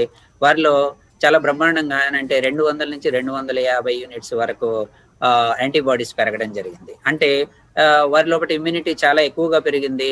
అది దగ్గరగా 6 నుంచి 9 నెలల వరకు కూడా ఉండే అవకాశం ఉంది. సో కాబట్టి వ్యాక్సిన్ ఇండ్యూస్డ్ ఇమ్యూనిటీ అనేది చాలా ఎక్కువ కాలం, అంటే ఇన్నేట్ ఇమ్యూనిటీ కూడా పెంచుతుంది టీ సెల్ తోటి. సో కాబట్టి ఇది యాంటీబాడీస్ ఉన్నప్పుడే కాదు, యాంటీబాడీస్ పోయిన తర్వాత కూడా చాలా రోజుల వరకు కాపాడుతుంది. సో కాబట్టి వ్యాక్సినేషన్ ప్రిన్సిపల్ ఏంటంటే, మనం వేరే ఇతర వ్యాక్సిన్స్ ఇప్పుడు ఎప్పుడు తీసుకుంటున్నాం, వాటికి ఎప్పుడు యాంటీబాడీస్ టెస్ట్ చేయట్లేదు కదా మనము. సో దట్ మీన్స్ దట్ అది ఆల్రెడీ ప్రూవ్డ్ అయి ఉంది కాబట్టి యాంటీబాడీస్ టెస్ట్ చేయము. కానీ మన లోపల ఇన్నేట్ ఇమ్యూనిటీ అన్నిటికీ మనం తీసుకుంటే, ఒక పోలియో వ్యాక్సిన్ తీసుకుంటే లైఫ్ లాంగ్ ఉండిపోతుంది. అదే మెథడాలజీ తోటి కూడా ఇప్పుడు కోవాక్సిన్ కూడా చేయడం జరిగింది. సో సేమ్ మెథడాలజీలో ఉంది కాబట్టి time will tell us. So మనకేమైనా బూస్టర్ డోస్ అవసరం పడుద్దా, లేదా ఈ డోస్ తోటి మనకి లైఫ్ లాంగ్ ఇమ్యూనిటీ ఉంటుందా అన్నది మనం ఇప్పుడే చెప్పలేము. సో కాబట్టి వ్యాక్సిన్ నుంచి వచ్చే ప్రొటెక్షన్ ఆల్మోస్ట్ లైఫ్ లాంగ్. ఇప్పటి వరకు ప్రస్తుతం ఉన్నటువంటి అబ్జర్వేషన్ ప్రకారం 9 నెలల వరకు గ్యారంటీగా ఉండే అవకాశం ఉంది. సో కాబట్టి యాంటీబాడీస్ ని బేరీజ్ వేసుకోవాల్సిన అవసరం లేదు. Vaccination principle itself is long immunity. Okay doctor Satish garu, మీ దగ్గరకు వస్తున్న పేషెంట్స్లో కాస్త క్రిటికల్ స్టేజ్లో ఉన్న వాళ్ళలో ఈ వ్యాక్సిన్ తీసుకున్న వాళ్ళు ఎవరైనా కనబడుతున్నారా? మీ అబ్జర్వేషన్ ఏంటి? ఈ వ్యాక్సినేషన్ అనేది ఎంతవరకు హెల్ప్ అవుతోంది ఫైట్ చేయడానికి కరోనాతోటి? కరెక్ట్ అండి. యాక్చువల్ గా వ్యాక్సిన్ తీసుకున్న వాళ్ళు కూడా సెకండ్ డోస్ తర్వాత కానీ ఫస్ట్ డోస్ తర్వాత కానీ వీఆర్ గెట్టింగ్ సమ్ కేసెస్. కానీ వాళ్ళలో సిక్నెస్ అనేది చాలా తక్కువగా ఉందండి. అంటే మైల్డ్ ఇన్ఫెక్షన్ వాళ్ళు వస్తున్నారు తప్ప క్రిటికల్ స్టేజ్ లో వ్యాక్సిన్ తీసుకున్న వాళ్ళు క్రిటికల్ స్టేజ్ మొత్తం ఎవరు రావట్లేదండి. మేము చూసిన లాస్ట్ 2-3 weeks నుంచి కానీ క్రిటికల్ స్టేజ్ లో వ్యాక్సిన్ తీసుకున్న వచ్చిన మాత్రం చాలా తక్కువ. ఓన్లీ మైల్డ్ ఇన్ఫెక్షన్స్ మాత్రం కొంతమంది వ్యాక్సిన్ తీసుకున్న తర్వాత వస్తున్నారు. But there are self limitation. అంటే మనకి ఒక 3-4 days వాళ్ళ ఐసోలేషన్ లో ఉంటే మాత్రం వాళ్ళకి తగ్గిపోతుంది. సో సిక్ పేషెంట్స్ మాత్రం పోస్ట్ వ్యాక్సినేషన్ అయితే వీఆర్ వెరీ వెరీ లెస్ అని చూడలేదండి యాక్చువల్ చెప్పాలంటే. ఓకే డాక్టర్స్, మీ ముగ్గురు కూడా లో పనిచేస్తున్న వాళ్ళు దీనిపైన ఒక విషయం చెప్పండి. ఒక ఆక్సిజన్ కొరత కానీ, లేదా ఈ రెమ్డెసివిర్ ఇంజెక్షన్స్ బయట దొరకట్లేదు అంటున్నారు. ఈ ప్రాబ్లమ్స్ అంత సివియారిటీ ఉందా? మీరు ప్రజలకు ఏం చెప్తారు? కారణం ఏంటి దీనికి డాక్టర్ సతీష్ గారు? రెమ్డెసివిర్ పరిష్కారమా? ఇంక వేరే ఏం అందుబాటులో లేదా క్రిటికల్ స్టేజ్ లో ఉన్న వాళ్ళకి? అంటే గైడ్ లైన్స్ అండి. యాక్చువల్ గా ఇప్పుడు మనం రెమ్డెసివిర్ అని, ఆక్సిజన్ అని, ఇంక 3 drugs కానీ జనాలకి ఎక్కువగా ఎక్కువ అవగాహన ఎక్కువగా ఉండటం వల్ల ఆ ఇంజెక్షన్ ఇస్తేనే బతుకుతారు, ఆ ఇంజెక్షన్ ఇస్తేనే తగ్గిపోతుంది అనే కాన్సెప్ట్ ఉన్నారు. కానీ అందరికీ ఆ ఇంజెక్షన్ అవసరం ఉండదండి. ఇప్పుడు మనకి ఓపీడీ ట్రీట్మెంట్ తీసుకున్న వాళ్ళందరికీ అసలు రెమ్డెసివిర్ ఇంజెక్షన్ అవసరమే ఉండదు. చాలా మందికి హాస్పిటల్ అడ్మిట్ అయిన వాళ్ళకి కూడా మనము సిటీ స్కాన్ ఫైండింగ్స్ ప్రకారము, అంటే ఇప్పుడు దానికి సిటీ స్కోర్ ఎంత ఉంది, పేషెంట్ 1 week లో వచ్చారా, 1 week తర్వాత వచ్చారా, దాని ప్రకారం రెమ్డెసివిర్ ఎప్పుడు ఇవ్వాలి అంటే ఈచ్ హాస్పిటల్ కి కొన్ని గైడ్లైన్స్ అంటే ప్రాపర్ గైడ్లైన్స్ ఉన్నాయండి. మనకి రెమ్డెసివిర్ ఎప్పుడైతే ఇవ్వాలో అప్పుడే ఇవ్వాలి. అందరూ ఇప్పుడు హాస్పిటల్లో ఉన్న 300 మంది పేషెంట్స్ ఉంటే మేము 300 మంది పేషెంట్స్ కి రెమ్డెసివిర్ ఇవ్వాల్సిన అవసరం లేదు. అంటే ప్రజలు ఎక్కువగా ఆలోచించడం వల్ల రెమ్డెసివిర్ ఇస్తానే బతుకుతారు పేషెంట్స్ అనే ఉద్దేశంలో ఉన్నారు. అది మాత్రం కరెక్ట్ కాదండి. రెమ్డెసివిర్ అందరికీ అవసరం లేదు, కొంతమందికి మాత్రమే అవసరం ఉంటుంది. ఆక్సిజన్ ఎస్ కరెక్టే. అంటే ఇప్పుడంటే మనకి ర్యాపిడ్ ఇన్ఫెక్టివిటీ రేట్ వల్ల కొంతమంది ఎక్కువ పేషెంట్స్ రావడం వల్ల అన్ని హాస్పిటల్స్ లో ఆక్సిజన్ సోర్సెస్ కరెక్ట్గా లేకపోవడం వల్ల మనకి స్కేర్సిటీ అనిపిస్తుంది. ఇక్కడ కూడా మనం చూసుకోవాలంటే అంటే ఆక్సిజన్ యూటిలైజేషన్ అంటే మనకి డాక్టర్స్ కానీ నర్సెస్ కానీ కంటిన్యూస్ మానిటరింగ్ చేయాలండి పేషెంట్స్. అంటే ఎవరికి ఆక్సిజన్ మనము ప్రతి పేషెంట్ కు ఆక్సిజన్ అటాచ్ చేసి మనం మోర్ దెన్ 99-100 మెయింటైన్ చేస్తున్నామా అంటే మన ఎవ్రీ అవర్లీ మానిటరింగ్ అంటే పేషెంట్ కి అంత ఆక్సిజన్ రిక్వైర్మెంట్ ఉందా లేదా. ఇప్పుడు మనం వెంటిలేటర్ అటాచ్ చేస్తాం పేషెంట్ కి 100% ఆక్సిజన్ అందిస్తాము అంటే ఒక 6 hours తర్వాత మళ్ళీ ఒకసారి బ్లడ్ శాంపిల్స్ తీసుకొని పేషెంట్ కి 100% ఆక్సిజన్ అవసరం ఉందా, దాన్ని ఇంకా కొంచెం తగ్గించచ్చా, తగ్గించినా సరే పేషెంట్ ముఖ్యం మనకు ట్రీట్మెంట్ చేయాలి. రైట్. డాక్టర్ సతీష్ గారు మీ బిందు గారు, అనేది చాలా యాక్చువల్లీ ఇంపార్టెంట్. రెమ్డెసివిర్ కోసము గైడ్ లైన్స్ ఇవ్వడం జరిగింది, ఇన్స్టెంట్ ఆర్డర్ ని కూడా రిలీజ్ చేయడం జరిగింది పబ్లిక్ డొమైన్ లోకి. సో అందరూ ఆ ఇన్స్టెంట్ ఆర్డర్ ని ఫాలో అవ్వాల్సి ఉంటుంది. మీరు రెమ్డెసివిర్ యొక్క గైడ్ లైన్స్ ఏంటనంటే, మనకి ఈ వ్యాధి మైల్డ్, మోడరేట్, సివియర్ డిసీజ్ లో ఎలా ఉంటుందో మోడరేట్ డిసీజ్ లో మాత్రమే ఈ వ్యాధికి రెమ్డెసివిర్ ఇవ్వడం జరుగుతుంది.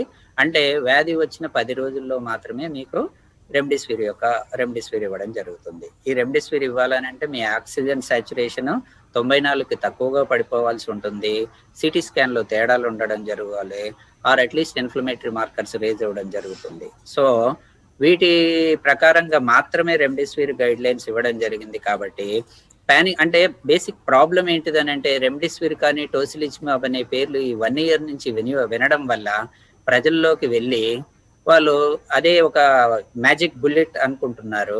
సో దాన్ని తీసుకోవడం వల్ల మనకి ఇమ్మీడియట్లీ తగ్గిపోద్దని, పాజిటివ్ అయిపోగానే వేర్ ఈజ్ రెమ్డెసివిర్ అనే ఈ టైప్ ఆఫ్ యాటిట్యూడ్ వచ్చింది పేషెంట్స్ లో. కాబట్టి అందరూ ఈ గైడ్ లైన్స్ ఫాలో అవ్వాలి. All the hospitals who are treating the covid patients అందరికీ ఈ గైడ్ లైన్స్ రాష్ట్ర ప్రభుత్వం ద్వారా నుంచి ఇన్స్టెంట్ ఆర్డర్ రూపంలో ఇవ్వడం జరిగింది. అది మీకు పబ్లిక్ డొమైన్ లో ఉంటుంది, అందరూ దాన్ని చూడండి. సో రెమ్డెసివిర్ గైడ్ లైన్స్ ప్రకారం మాత్రమే ఇవ్వడం జరుగుతుంది. సో ఊరికే రెమ్డెసివిర్ అడ్మిట్ అయి ఉన్నాం కదా అనేసి తీసుకోకూడదు, దానివల్ల ఎటువంటి ఎఫెక్ట్ ఉండదు. ఈవెన్ చాలా వరకు స్టడీస్ లో కూడా మనం చూసిన దాని వల్ల ఈ రెమ్డెసివిర్ యొక్క ఇచ్చినందువల్ల హాస్పిటల్ యొక్క స్టే కొంచెం తగ్గింది తప్ప మోర్టాలిటీ మీద పెద్ద బెనిఫిట్ లేదనేసి తెలియజేయడం జరిగింది. కాబట్టి రెమ్డెసివిర్ గురించి డాక్టర్స్ డిసైడ్ చేస్తారు, పేషెంట్స్ కాదు, పేషెంట్ అటెండర్స్ కాదు. దయచేసి డాక్టర్స్ ఏది చెప్తారో వారు మేము ఇచ్చిన గైడ్ లైన్స్ ప్రకారంగా ఇస్తారు కాబట్టి వారిని ప్రెషరైజ్ చేయకండి. రెమ్డెసివిర్ ఎవరికి ఇవ్వాలో సో వారికి మాత్రమే డాక్టర్స్ ఇస్తారు. దయచేసి మీరు రెమ్డెసివిర్ ని మిస్యూజ్ చేయడం వల్ల అవసరమైన వారికి అది దొరక్కపోవచ్చు. సో కాబట్టి ఆర్టిఫిషియల్ ఎప్పుడైతే ఈ షార్టేజ్ వస్తుందో డిఫికల్ట్ అయిపోతుంది. అంటే ఏ ప్రభుత్వాలకైనా సరే ఈ డ్రగ్స్ ని సప్లై చేయడము కష్టమైపోతుంది. సో కాబట్టి డాక్టర్స్ చెప్పినట్టుగా వినండి మీరు అందరూ. నేను చెప్పిన గైడ్ లైన్స్ ప్రకారంగా వారు ఫాలో అవుతారు, ఎవరికి అవసరమైందో వారికే ఇస్తారు remdesivir. Right. Doctor Kavya garu, అయితే కొంతమందికి ఇంకా కొంత అభిప్రాయం ఏంటంటే, ఫస్ట్ టైం మనకు వచ్చింది కదా, ఇంకొకసారి కోవిడ్ రాదు ఖచ్చితంగా, మనం వ్యాక్సిన్ తీసుకున్నాం కదా మనకి రాదు, మనం సేఫ్ అని చాలా మంది అనుకుంటున్నారు. అది కరెక్టేనా? అంటే ఫస్ట్ డోస్ తీసుకొని సెకండ్ డోస్ అంటే first dose or second dose whatever మళ్ళీ రాదు అన్నట్టు ఏం లేదండి. కాకపోతే ఏంటంటే దాని సివియారిటీ తక్కువ ఉంటుంది. We won't go till ventilator. It can come like అదేంటంటే ఎనీ అదర్ ఫ్లూ లాగా వచ్చి వెళ్ళిపోవడము, సివియారిటీ అన్నది తక్కువ ఉంటుంది అనమాట. అంటే provided you maintain your immunity, మీకేం హై రిస్క్ ఫ్యాక్టర్స్ లేకుండా, ఎటువంటి మనకి ఇమ్యూన్ ఇష్యూస్ లేకుండా అట్లా గనక ఉంటే డెఫినెట్ గా ఇది వ్యాక్సిన్ అనేది డెఫినెట్లీ ప్రొటెక్టివ్ అండి. ఓకే. అలానే రాకుండా ఆల్రెడీ ఫస్ట్ వేవ్ లో ఒకసారి కోవిడ్ ఎఫెక్ట్ అయిన వాళ్ళకి కూడా మళ్ళీ వచ్చే అవకాశం ఉంటుందా? అది సతీష్ సార్ బెటర్ గా ఆన్సర్ చేస్తారు. సతీష్ గారు, వాట్ డు యు సే అండి, ఆ అవకాశం ఉంటుందా? డెఫినెట్ గా అండి. అంటే ఒకసారి కోవిడ్ వచ్చింది కదని నెక్స్ట్ టైం రాలేదంటూ ఏం లేదండి. నేను చాలా మంది మా కొలీగ్స్ ని చూసాము, మా ఫ్రెండ్స్ ని చూసాము, పేషెంట్స్ చూసాము, చాలా మంది సెకండ్ టైం కోవిడ్ ఎఫెక్ట్ అయిన కూడా ఉన్నారండి. కానీ most of the time post vaccination mild symptoms తో వస్తున్నారు. అంటే ఇప్పుడు మనం ఒకసారి కోవిడ్ వస్తే మనకి లైఫ్ లాంగ్ కోవిడ్ రాదు అయితే లేదండి, మళ్ళీ వచ్చే అవకాశం కంపల్సరీ ఉంటుంది. డెఫినెట్ గా as said SMS, social distancing, masking and sanitization compulsory మనం మెయింటైన్ చేయాల్సిందే. ఓకే. డాక్టర్ కావ్య గారు, అయితే ఈ బ్రెస్ట్ ఫీడింగ్ గురించి మాత్రం ఇంకా చాలా అనుమానాలు ఉన్నాయి. ఫీడ్ చేయొచ్చా, ఒకవేళ నాకు కోవిడ్ ఉంది, పుట్టిన పాపకు వస్తుందేమో అన్న భయం చాలా మందిలో కనిపిస్తోంది. అటువంటి వాళ్ళకి ఏం చెప్తారు? అండ్ ఇలాంటి టైంలో కన్సీవ్ కావడం లేదా ఎంతవరకు సేఫ్? బ్రెస్ట్ ఫీడింగ్ అండి ఇవ్వచ్చండి. దానికి ఎటువంటి అడ్డంకు లేదు. ఒకటేంటంటే మన బాడీలో యాంటీజెన్స్ ఉంటాయి, యాంటీబాడీస్ ఉంటాయి. అండ్ ఇప్పుడుండే యాంటీజెన్ స్ట్రెయిన్ ఏంటంటే మ్యూటెంట్ స్ట్రెయిన్ అని అంటున్నాం. సో, ఒకవేళ తల్లికి గనక కోవిడ్ ఉండి బిడ్డకి లేదు, లేకపోతే ఉన్నా వాటెవర్ మనకి యాంటీజెన్ ఎక్స్‌పోజర్ లేకుండా డబుల్ మాస్కింగ్ యేసుకొని ఒక షీట్ వేసుకొని బేబీ, మదర్ డైరెక్ట్ అంటే కాంటాక్ట్‌లో రాకుండా ఓన్లీ బ్రెస్ట్ వరకు కాంటాక్ట్‌లో వచ్చి యాంటీబాడీ ట్రాన్స్‌ఫర్ బ్రెస్ట్ మిల్క్ నుంచి డెఫినిట్‌గా ఉంటదండి. సో, అది బేబీకి పాసివ్ ఇమ్యూనిటీ లాగా కూడా పనిచేస్తుంది. సో, బ్రెస్ట్ ఫీడింగ్ అన్నది అడ్డంకైతే కాదు. ఇచ్చి మళ్ళీ బేబీని, మదర్‌ని ఐసోలేషన్‌లో గనక పెట్టుకుంటే బేబీకి కూడా ఒక పాసివ్ ఇమ్యూనిటీ ఉంటుంది. బేబీకి కూడా అది ప్రొటెక్షన్ బ్రెస్ట్ మిల్క్ ద్వారా ప్రొటెక్షన్ అన్నది ఉంటుందన్నమాట. అంతే కాకుండా ఇప్పుడు ప్లాన్ చేయొచ్చా లేదా అని అంటున్నారు. డెఫినైట్‌లీ ఫస్ట్ మనము కోవిడా లేకపోతే మనకి ప్రెగ్నెన్సీయా అని చూసుకుంటే డెఫినిట్‌గా కోవిడ్ అన్నది it is a mortality issue. మనకి గనక అది వస్తే మన ఇమ్యూన్ సిస్టమ్‌ని బట్టి మనకి మైల్డ్ ఉంటుందా, మోడరేట్ ఉంటుందా, సివియర్ ఉంటుందా అన్నది మనకి మేనిఫెస్ట్ అవుతుందన్నమాట.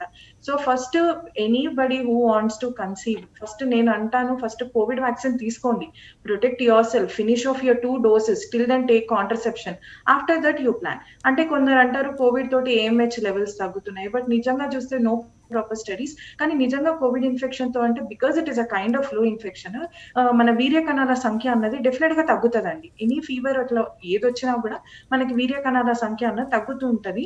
సో, ఇప్పుడు మనం వ్యాక్సినేషన్ ద్వారా కూడా ఇచ్చేది మనకి చాలా low dose and that too inactive or killed కాబట్టి అంత ఎఫెక్టివ్ ఉండకపోయిండొచ్చు. లైక్ ప్రాపర్ కోవిడ్ ఇన్ఫెక్షన్ వస్తే ఎట్లయితే వీర్య కణాలు ఎఫెక్ట్ అవుతాయి అలా కాకుండా మైల్డ్ టు మోడరేట్ చేంజెస్ అయితే డెఫినెట్ గా ఉంటాయి. కానీ first life comes first. Straight గా వెళ్ళి ఇప్పుడు అబౌవ్ 18 ఇయర్స్ అందరికి రికమెండ్ చేస్తున్నారు ఫ్రమ్ May 1 కాబట్టి వ్యాక్సినేషన్ అన్నది తీసుకున్నాక తర్వాత after some time after 1 or 2 months take folic acid and then conceive. There is no study proven where your AMH is dropping with COVID, where your వీర్య కణాలు అంటే ఒకవేళ పడిపోయిన తర్వాత మళ్ళీ రీజనరేట్ అవుతాయి. అంతేగాని ఆర్కైటిస్, ఊఫరైటిస్ చేంజెస్ అయితే మనకి ఎక్కడ అయితే స్టడీస్ లో ప్రూవెన్ లేదండి. ఓకే. డాక్టర్ రాంబాబు గారు, ఇప్పుడు ఈ వేవ్ ఎంతకాలం ఉండొచ్చు, లేకపోతే ఎంతమందిని ఎఫెక్ట్ చేయొచ్చు లాంటి స్టాటిస్టిక్స్ ఏమైనా గవర్నమెంట్ దగ్గర ఉన్నాయా? ప్రికాషన్స్ కానీ ఇవి ఎట్లా తీసుకుంటున్నారు? యా, ఆల్రెడీ మనము ప్రిడిక్షన్స్ ముందే చేయడం జరిగింది. ఈవెన్ ఎపిడమియాలజిస్ట్ అడ్వైజరీ తీసుకుని మేము జనవరి ఎండింగ్ నుంచి ఫిబ్రవరి ఫస్ట్ వీక్ లోపల సెకండ్ వేవ్ స్టార్ట్ అయ్యే అవకాశాలు ఉన్నాయని 3 నెలల ముందుగానే చెప్పడం జరిగింది. సో ఇప్పుడు వచ్చినటువంటి ఈ సెకండ్ వేవ్ యొక్క డబ్లింగ్ రేటు దాదాపుగా 2 ఉంది అని అంటే మీరు అర్థం చేసుకోవాలి. 602 అని అంటే ఇప్పుడు 100 కేసులు 3 రోజుల్లో వచ్చాయని అంటే ఇంకో 3వ రోజుకి 200 అవుతాయి. అదే 6 అలాగే 3-4 రోజులు ఉందని అంటే 1000 వస్తే 2000 అయిపోతాయి, 10,000 వస్తే 20,000 అయిపోతాయి.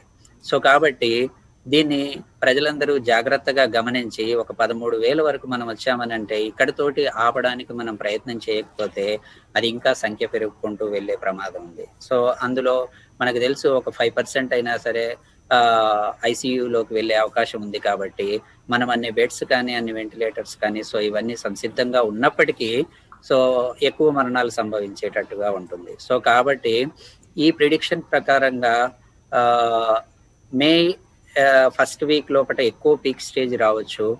మే ఎండింగ్ కి కొంచెం పీక్ డౌన్ అవుతూ జూన్ లోపల కొంచెం తగ్గే అవకాశాలు ఉన్నట్టుగా అనిపిస్తున్నాయి. కానీ మనకున్నటువంటి మే, జూన్ మాత్రం చాలా క్రిటికల్ స్టేజెస్ మనకి. సో ఆ తర్వాత కూడా మనకి ఒక 6 months వరకు కూడా ఇది స్లోగా తగ్గుకుంటూ వెళ్తుంది మనకి. సో కాబట్టి మన మెయిన్ క్రిటికల్ ఫేజ్ అంతా మే, జూన్ లో ఉంది. కాబట్టి దానికి తగ్గట్టుగా రాష్ట్ర ప్రభుత్వం అన్ని రకాలుగా సన్నద్ధతగా ప్రయత్నాలు చేస్తున్నారు. ఈవెన్ ఇప్పుడు ఆక్సిజన్ స్టేజెస్ తీసుకున్నప్పుడు కూడా 2 కొత్త ఆక్సిజన్ ఫిల్లింగ్ స్టేషన్స్ ని మనము గుంటూరు లోపట, అనంతపూర్ లోపట తీసుకోవడం జరిగింది. అలాగే 44 రీఫిల్లింగ్ స్టేషన్స్ కి జాయింట్ కలెక్టర్స్ ని నోడల్ ఆఫీసర్ గా నియమించి దాని ఫిల్లింగ్ సరిగ్గా అవుతుందా లేదా, దాన్ని హాస్పిటల్స్ కి సక్రమంగా చేరుతున్నాయా లేదా అన్నది కూడా చూడడం జరుగుతుంది. ఆ రకంగా మనకి ఆక్సిజన్ యొక్క కొరత రాకుండా ఉండడానికి ఈవెన్ డిస్ట్రిక్ట్ కలెక్టర్స్ గారికి కూడా చెప్పడం జరిగింది. ఎప్పుడు ఆక్సిజన్ ఎంత అవుతుంది, ఏంటి రీఫిల్లింగ్, సో ఇవన్నీ చూసుకోవాల్సిన బాధ్యతను కూడా అప్పచెప్పడం జరిగింది. సో ఇవన్నీ స్టెప్స్ మనం తీసుకుంటున్నప్పటికీ కూడా ప్రైవేట్ హాస్పిటల్స్ లో కానివ్వండి, అంటే కోవిడ్ డిజిగ్నేటెడ్ హాస్పిటల్స్ కి ఆక్సిజన్ వెళ్తుంది. కొన్ని చిన్న హాస్పిటల్స్ లో కూడా కోవిడ్ ట్రీట్మెంట్ చేయాల్సి రావడం వల్ల వారు కూడా ఆక్సిజన్ ని ఆ, ఎంత వీలైతే అంతగా ఉంచుకోవడానికి రకరకాల ప్రయత్నాలు చేయాల్సింది ఉంటుంది. ఐదర్ ఆక్సిజన్ అంటే ఎందుకనంటే వాళ్ళకి ట్యాంక్స్ కానీ ఇవి కానీ ఉండకపోవచ్చు. వాళ్ళు పరిమితమైన సంఖ్య లోపల ఉండడం వల్ల ఆక్సిజన్ సిలిండర్స్ కానీ కాన్సన్ట్రేటర్స్ కానీ దగ్గర పెట్టుకోవాల్సి ఉంటుంది. లేకపోతే పేషెంట్ ఎప్పుడైతే కొంచెం సీరియస్గా అయినప్పుడు పేషెంట్ని పంపించేస్తూ ఉంటారు వారు. సో దీన్ని వారు ముందే గమనించుకొని పేషెంట్కి ట్రీట్ చేసినా సరే సాచురేషన్ కొంచెం తగ్గిపోతున్నప్పుడు ముందు జాగ్రత్తగా వెంటనే పంపించాల్సి ఉంటుంది. సో ఈ రకమైనటువంటి ఆక్సిజన్ సాచురేషన్ చాలా ఇంపార్టెంట్. ఆక్సిజన్ మీద రాష్ట్ర ప్రభుత్వం 1 month బిఫోర్ నుంచే హానరబుల్ చీఫ్ మినిస్టర్ గారు చాలా శ్రద్ధ పెట్టారు వీటి మీద. దానికి తగ్గటువంటి సరఫరా కోసం నిరంతర పర్యవేక్షణ సమీక్షలు జరుగుతున్నాయి. సో కాబట్టి ఎవరు పానిక్ అవ్వాల్సినటువంటి అవసరం లేదు. డాక్టర్ సతీష్ గారు, చూస్తున్న వెస్ట్ బెంగాల్ నుంచి వస్తున్న ఒక వైరస్ లో అయితే ట్రిపుల్ మ్యూటెంట్ కూడా అక్కడ అబ్జర్వ్ చేశారనేది ఒక ఇది. మన దగ్గరే ఉన్న అలాంటివి కనబడుతున్నాయా? ఏంటి ఈ మ్యూటేషన్స్ అనేవి ఇంకా అట్లా కంటిన్యూ అవుతూనే ఉంటాయా? మ్యూటేషన్స్ కంటిన్యూ అయినా కూడా వ్యాక్సిన్ అనేది వచ్చింది కదా, దాని మీద ఎఫెక్టివ్గా పనిచేస్తుందా అంటే ఏం చెప్తారు? అంటే మనము మ్యూటేషన్స్ గురించి ఇప్పుడు మనం కరోనా వైరస్ కాబట్టి మనం మాట్లాడుకున్నామండి. బట్ ఈచ్ వైరస్ కూడా ఇన్ఫెక్షన్స్ కి మ్యూటేషన్స్ అనేది కామన్ అండి. మనము మ్యూటేషన్స్ ఇది ఒక్క వైరస్ జరుగుతుంది అనుకోకూడదు. బట్ ప్రతి ఇన్ఫెక్షన్ కూడా మనము ఇది double mutant virus triple mutant virus అనేది ఎక్కడ మనం ఏం చెక్ చేయట్లేదు. ఇక్కడ హైదరాబాద్ లో ఎక్కడ చెక్ చేయట్లేదు. కోవిడా కాదా అని చెక్ చేస్తున్నాం అంతే. బట్ సిమ్టమ్స్ అయితే పెద్దగా డిఫరెన్సెస్ అయితే ఏమీ ఎక్కువ మేము చూడట్లేదండి. అంటే whether it is normal COVID-19 corona virus కానీ double mutant triple mutant symptoms మనకి సిమ్టమాటిక్ మేనేజ్మెంటే ఉంటుంది. మేనేజ్మెంట్ ఎటువంటి డిఫరెన్స్ అయితే ఏమి ఉండవు. మేబీ మనము నాలెడ్జ్ కోసం కానీ లేకపోతే ఎక్కువ తెలుసుకోవడం కోసం కానీ ట్రీట్మెంట్ విధానంలో మాత్రం ఎటువంటి తేడా ఉంటుంది. కాబట్టి అది డబుల్ మ్యూటెంటా ట్రిపుల్ మ్యూటెంట్ అనేది అంటే హాస్పిటల్ సంబంధించిన మాత్రం దాని వల్ల ఉపయోగం అయితే లేదండి యాక్చువల్ గా. బట్ ఏదైనా సరే ఎక్కువ కావడానికి ఇవే కారణం అంటున్నారు కదా ఫస్ట్ వేవ్ తో కంపేర్. ర్యాపిడ్ ఇన్ఫెక్ట్ రావడానికి కారణం అండి, కరెక్ట్. ర్యాపిడ్ ఇన్ఫెక్షన్ కావడానికి ఇది కారణం ఉంది. అంతకుముందు చెప్పినట్లు ఒక ఫ్యామిలీ ఒకరికి వస్తే ర్యాపిడ్ గా ఇన్ఫెక్షన్ ఒక 5-6కి వితిన్ అవర్స్ లో వచ్చే అవకాశం ఉంది. బట్ ఏంటంటే ఇది ఎంత అంటే ఇది ర్యాపిడ్ ట్రాన్స్మిషన్ చేస్తుంది తప్ప అంటే మన మేనేజ్మెంట్ ప్రోటోకాల్ మాత్రం ఎటువంటి డిఫరెన్స్ అయితే ఉండదు వాటికి. రైట్. చాలా హాస్పిటల్స్ అండి సిటీ స్కాన్ లో ఇన్ఫెక్షన్ పైననే ఎక్కువ డిపెండ్ అవుతున్నట్టున్నాయి కదా. ఆర్టీపీసీఆర్ కానీ లేదంటే ఈ ర్యాండమ్ టెస్టింగ్ కానీ ఇవి పెద్ద ఎఫెక్టివ్ గా కానీ ఒక స్టాండర్డ్ టెస్ట్ అనేది ఇప్పుడు ఎంతవరకు అవసరం మనం ఉన్న సిచ్యువేషన్ లో? మెయిన్ గా అండి ఇప్పుడు మనం చూస్తే క్లినికల్ ఇంపార్టెన్స్ అంటే క్లినికల్ ఎగ్జామినేషన్ హిస్టరీ అనేది చాలా ఇంపార్టెంట్ అండి. ఇక్కడ ఆర్టీపీసీఆర్ టెస్ట్ అనేది మనకి 20-30% ఫాల్స్ నెగిటివ్ వస్తుంది. సో మనం ఏం చేస్తున్నాం అంటే ఇప్పుడు క్లినికల్ హిస్టరీ అంటే పేషెంట్ లక్షణాలు ఏమున్నాయి, పేషెంట్ కి ఏమైనా రీసెంట్ కోవిడ్ పేషెంట్ ఎక్స్పోజర్ ఉందా, కాంటాక్ట్ ఏమైనా ఉందా, ఆ జోన్ నుంచి ఏమైనా వచ్చారా, లేకపోతే ఫ్యామిలీలో ఎవరికైనా ఉందా, అవి తీసుకొని దానితో ప్రకారం వైటల్స్ అంటాం అంటే హార్ట్ రేట్ ఎలా ఉంది, మనకి సాచురేషన్స్ ఎలా ఉన్నాయి, బ్రీతింగ్ డిఫికల్టీ ఏమైనా ఉందా, దానితో ప్రకారం మనం సిటీ స్కాన్ HRCT అంటాము. ఆ హై రెజల్యూషన్ సిటీ స్కాన్ చేసిన వల్ల ఆ CT scan findings along with clinical finding and examination finding and history details ఇవన్నీ కోరిలేట్ చేసుకుని మాత్రమే ట్రీట్మెంట్ అనేది స్టార్ట్ చేస్తాం మనం. కరెక్ట్. ఎందుకంటే మనకి ర్యాపిడ్ టెస్టులు కానీ ఆర్టీపీసీఆర్ కానీ సరైన ఇప్పుడు చూస్తున్నాం మనం చాలా మంది పేషెంట్స్ వెంటిలేటర్కి వస్తున్నారు. బట్ వాళ్ళకి ఆర్టీపీసీఆర్ నెగిటివ్ ఉంటుంది. అంటే మేబీ ఆఫ్టర్ 1 week 10 days మనం ఆర్టీపీసీఆర్ నెగిటివ్ ఉండొచ్చు. కానీ ఏంటంటే ఆర్టీపీసీఆర్ మీద మేము డిపెండ్ అయ్యి టెస్ట్ మనము ట్రీట్మెంట్ చేయమండి. కంపల్సరీగా clinical history, clinical examination, RTPCR and CT scan ఈ 4ని కలుపుకొని మనం ట్రీట్మెంట్ స్టార్ట్ చేస్తున్నాము. ఓకే. డాక్టర్ రాంబాబు గారు, మీరు ఇలాంటి ఒక స్టేజ్లో ప్రజలకి ఏం చెప్తారు ఫైనల్లీ? వన్స్ లక్షణాలు కనిపించగానే ఏం చేయాలి అంటారు? ఇంకా రాష్ట్ర ప్రభుత్వము ప్రజల్లో ఉన్నటువంటి భయాందోళన తొలగించడానికి ఇటువంటి సర్జ్ పాండమిక్ వచ్చినప్పుడు వారు ఎక్కడికి వెళ్ళాలో తెలియక కంగారు పడాల్సిన అవసరం లేకుండా ప్రతి సందేహాన్ని నివృత్తి చేసుకోవడానికి 104 కాల్ సెంటర్ని ఏర్పాటు చేయడం జరిగింది. ఈవెన్ ఇప్పుడు మనము రీసెంట్ గా కూడా 378 మంది సిబ్బందితో దీన్ని రీస్ట్రెంథన్ చేయడం జరిగింది. ఇందులో 300 పైచిలకు డాక్టర్లను నియమించడం జరిగింది. వారికి మేము ట్రైనింగ్ కూడా ఇవ్వడం జరిగింది. సో మీకు కాల్ వచ్చినప్పుడు ఇఫ్ కోవిడ్ కేసు లాంటి కాల్ వచ్చింది అనుకోండి, ఇమ్మీడియట్ ఎక్స్చేంజ్ నుంచి వారికి కాల్ ఆ డాక్టర్కి ట్రాన్స్ఫర్ చేయడం జరుగుతుంది. ఎవరైతే డాక్టర్ ఆ కాల్లో ఉన్నారో వారి యొక్క సైన్స్, సిమ్టమ్స్ అవన్నీ కంప్యూటర్లో ఫీడ్ చేయడం జరుగుతుంది. దాని ద్వారా వారి యొక్క లక్షణాలు మైల్డ్, మోడరేట్, సివియర్లో ఉన్నారా డిసైడ్ చేసి వారు ఏ రకమైనటువంటి వైద్యానికి అర్హులు, ఏ రకమైనటువంటి హాస్పిటల్కి అర్హులో డిసైడ్ చేసి వారికి చెప్పడం జరుగుతుంది. సో దాని ప్రకారంగా అవకాశం ఉంటే వారు ఆ ఏరియాలో ఉన్నటువంటి ప్రైమరీ హెల్త్ సెంటర్ మెడికల్ ఆఫీసర్కి కానీ, లేదా వాలంటీర్కి కానీ, లేదా సచివాలయ సిబ్బందికి కానీ, ఎవరైతే దాంట్లో అటాచ్ అయి ఉన్నారో వారికి తెలియపరచడం జరుగుతుంది. సో తద్వారా వారు వారిని ఐడెంటిఫై చేసుకొని ఆ పేషెంట్ యొక్క హోమ్ ఐసోలేషన్కి ఓకే అవుతాడా పేషెంట్, లేదా కోవిడ్ కేర్ సెంటర్ కానీ హాస్పిటల్కి వెళ్ళాల్సి ఉంటుందా అనేసి తెలుసుకోవడం జరుగుతుంది. అలాగే ప్రతి ఒక్కటి అంటే మనం ఒక అంబులెన్స్లను కూడా పెంచడం జరిగింది. కేవలం డెడికేటెడ్ కోవిడ్ అంబులెన్స్లను కూడా పెంచారు. తర్వాత ఈ 104 కాల్ సెంటర్ ద్వారా మీరు ఇదే కాకుండా ఏ రకమైనటువంటి ఇప్పుడు డాక్టర్ గారు చెప్పినట్టుగా గర్భిణీ పేషెంట్ ఉన్నారు, వారి యొక్క డౌట్స్ అడుగుతారు, లేదా వేరే ఇతర జబ్బుల కోసం అడుగుతారు.